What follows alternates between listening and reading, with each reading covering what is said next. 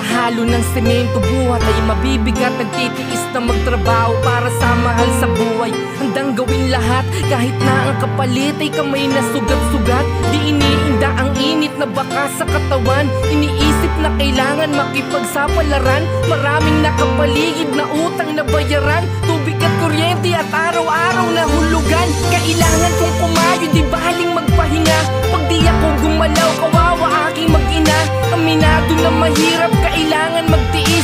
Upang ang nasa paligid ay sa'kin di mainis. Walang di ko kaya, basta pag-usapan na pamilya. Kakayanin ang lahat. Kung sumuko di mo makita, madumi man na tignan. Paalaging putikan, kami ay kumikita sa malinis na paraan. Pinagmamalaki ko na Ako isang bilang ng foreman. Dahil ako nag-alaga sa mga tao, awa ng Diyos sa mga tao ko, sumusunod sa oras ng patakaran ko. Kaya katulad na yung mga foreman na sana tuturuan natin ang mga workers natin, na mga carpenters o mason o mga painters, kailangan ma-explain natin kung anong gagawin dapat nilang gawin.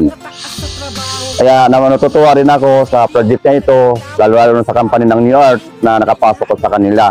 Na marami kong natutunan sa kanyang mga project o mga diskarte at trabaho. Dahil ako bilang isang foreman.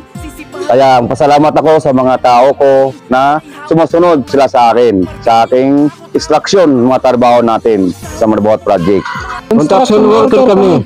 Palitada kahit na ako'y gabihin, katawan man nangangalan.